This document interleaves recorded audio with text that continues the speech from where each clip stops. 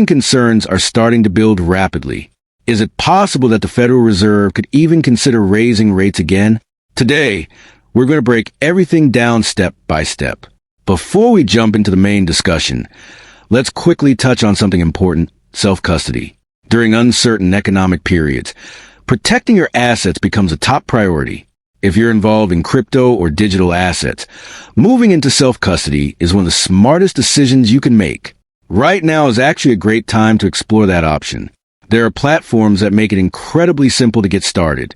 Even if you're completely new to digital assets, you can set everything up in just a few minutes. The process is straightforward, beginner-friendly, and designed with strong security in mind, including reliable private key backup systems. Definitely worth checking out if you're serious about safeguarding your holdings. Now, let's move into the key developments happening this week. We're looking at a very event-heavy schedule in the U.S. markets. Recently, markets reacted sharply following strikes on an oil facility in Iran. That situation alone has already triggered noticeable volatility, especially in energy prices. On the economic side, several major data releases are coming up. We'll see existing home sales data, along with CPI and core CPI numbers. On top of that, initial jobless claims will be released, which could play a significant role in shaping the Fed's next move. We'll also get the second estimate for Q4 GDP, along with JOLTS data. Altogether, this is a packed week, and each of these reports could influence market sentiment in a big way. With geopolitical tensions rising and economic pressure building in the U.S., markets are clearly under stress. The recent strike on a major Iranian oil facility caused oil prices to spike almost immediately. However, that surge didn't last long. Prices started pulling back after reports surfaced that G7 nations are considering releasing oil from their strategic reserves, potentially millions of barrels. This move helped stabilize the situation, bringing prices back down closer to the $100 range. Another key moment came when news broke about an upcoming press conference addressing the oil situation.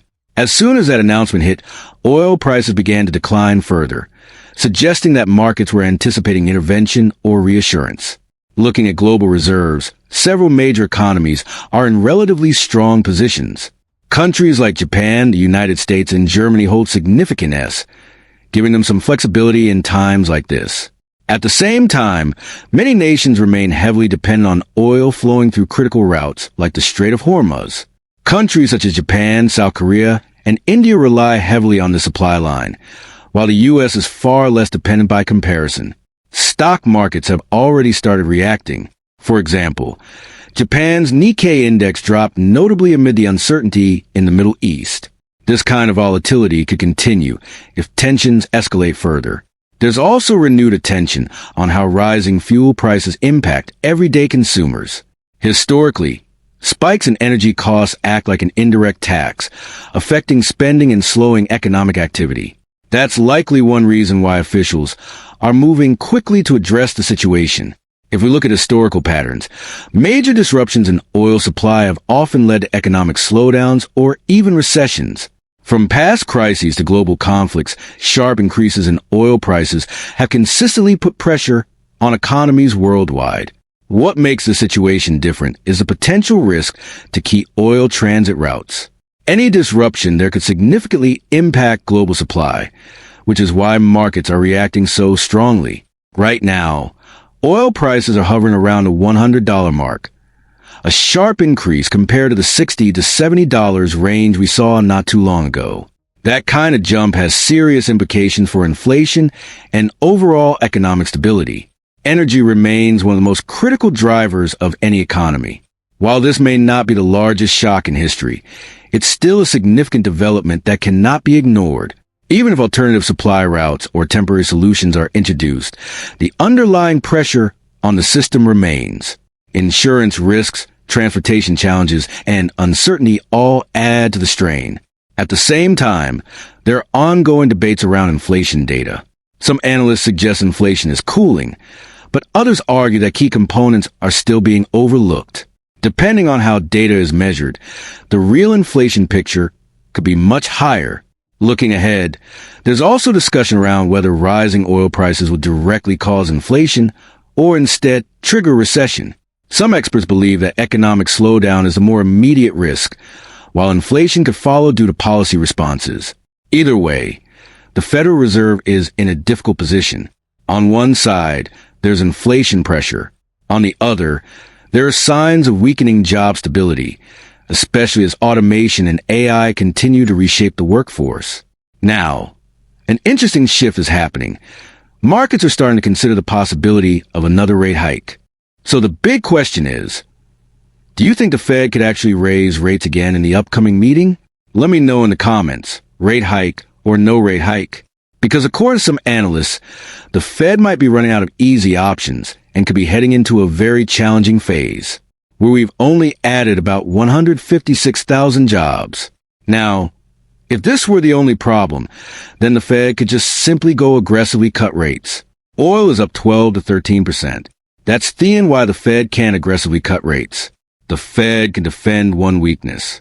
If inflation is running hot, then they raise rates. If the unemployment rate is running hot, they lower rates. What do you do when they both go up? That is what leads to checkmate. Yeah, well, he is right. This is a thing that we've talked about quite a bit here on the channel, is that jobs is the catalyst that should have been slowed down a long time ago. Never got in a position to get slowed down. AI has kicked in.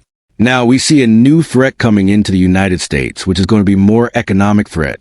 So Ben is right there, and I'll just go over here to Brent oil. This is as we're recording right now. You can kind of see, we're nearing that point of 100. This was back in January of 2022. That was one of the highest points we had seen. That was $115 a barrel. We are sitting now at $100 a barrel. But look at this low right there. $62 back here on January the 11th. So that's the difference. We have almost doubled in less than 3 months.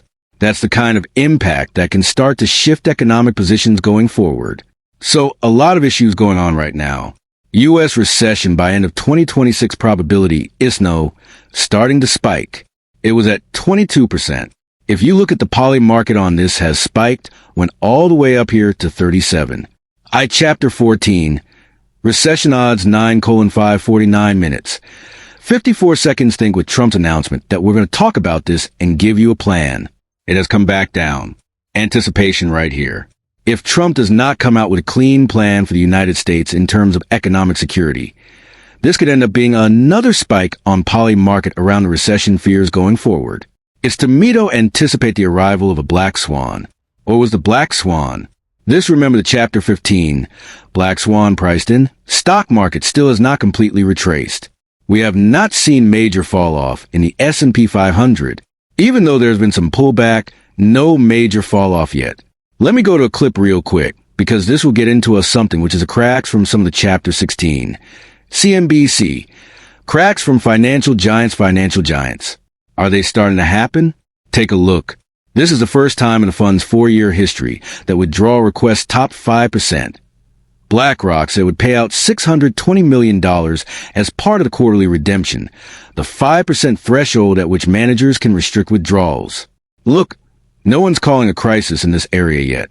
It is just very interesting that an area of the market which was so unbelievably hot the last couple of years, and of which people have come through this desk and said to Karen and I, oh, the private market is great. It's great for retail investors. It's great for professional investors. It's amazing the opportunities will unlock, where I have to say the question being asked by this desk for those last 2 years was this an area that was staffed with capital in the first place? And what is in it for the retail investor when there are so many professionals who know their way around private markets way better than they do as well?